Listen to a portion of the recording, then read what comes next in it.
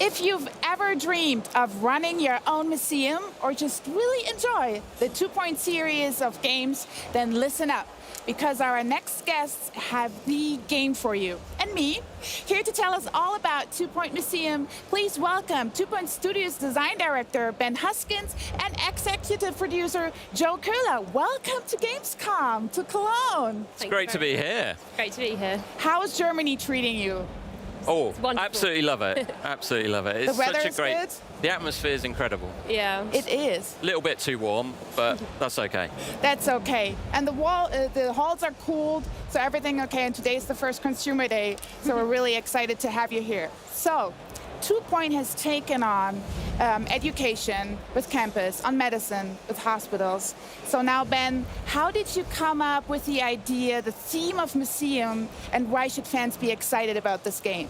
Yeah, well, the thing that's great about museums is that they have these amazing collections of completely unique exhibits. And as soon as we started talking about museum as an idea, we got really excited about what if we let players build up their own unique collections of exhibits. And that got us thinking about, well, like, how do the players get these exhibits? They can, they can send their experts off on expeditions around the county. They can basically explore and discover. We really love this idea of getting across this sense of exploration and discovery and anticipation about what might come back when your team comes back from an expedition.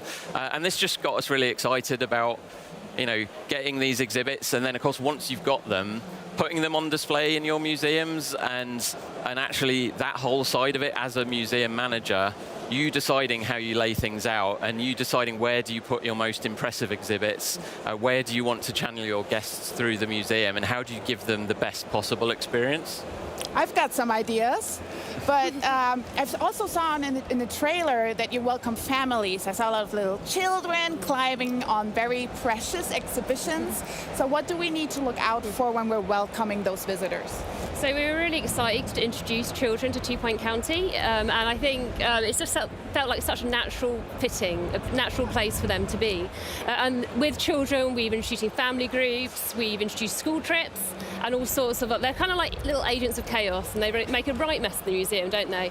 But we've also introduced a lot of other character types, like the professor. He's pretty cool. Yeah. So he likes knowledge, doesn't he? Yeah. So when professors come in, you need to focus a bit more on education, because they're going to donate money based on how much they learn about all of your exhibits. And then if you've got frozen items, you'll get the Yetis. I love them. I love the frozen exhibits particularly. So you also have to maintain your exhibits. So with frozen items, you need to have your freezer cooler, and then you'll get Yetis come to visit. So if I have all these visitors, how do I keep them happy throughout the game? So I particularly love decorating. So for me, I keep my visitors happy by making a beautiful museum. So I look into the customization options, the lighting, decorative items, and try and make a really incredible space for them to enjoy. Yeah, Joe's museums are usually a work of art, whereas my museums, I guess my philosophy is more, fill their minds with wonder, empty their wallets. That's more my approach. Yeah, that's straight on. my museums tend to end up being a bit of a hellish labyrinth where visitors have to go through about 5 different gift shops before they can escape the museum. Don't get me wrong, they still have a good time, they just leave with no money. So in another world, you would be managing a theme park also. Well, exactly, exactly. I get it. So is each museum restricted to one exhibit type? So you can actually put any exhibit in any museum. So we designed the game like this because we wanted the players to really have freedom to build and design the museum however they wanted to. And I saw definitely something new, which are unique fish in the game. So can you tell me more about the creation of these artsy creatures and how we can enjoy the fruits of that labor? So we had lots of fun coming up with the ideas for the fish. I think with the exhibits in our game, sometimes we kind of pull on pop culture references, sometimes it's an idea for an animation, a joke or a pun, but with the fish, we kind of leaned quite heavily on real life reference, but then try to inject 2-Point humour and charm into it. So, like, for example, we've got the pufferfish. He's my personal favourite. He's very cute, he's got goofy eyes, puffy cheeks, and you can actually get him as a plushie in the gift shop, which is super cute. We've got the clownfish. He's small, he's got a red nose, so that's quite, like, on the nose. We've also got like the bull shark, who's kind of scary looking. He's a shark with a bull ring, and you actually have to keep him separate, or I do, because he does eat the little fish. Oh, okay. So talking about fish, let's talk about fish romance. I always wanted to say that on an Xbox broadcast. No, but seriously, how do we keep the fish population healthy?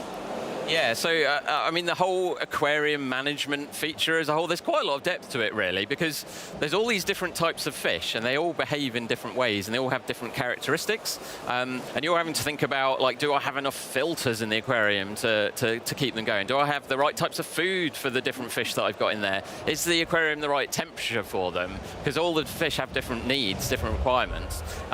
So there's quite a lot of depth to it. Like, the aquarium management as a whole, it's almost a game in itself.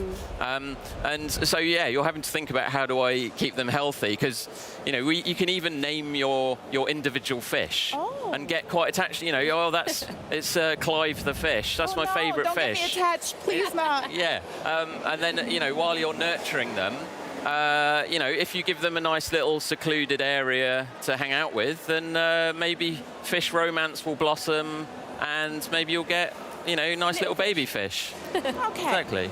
So just one follow-up question. The name of my fish is called Bartholomew.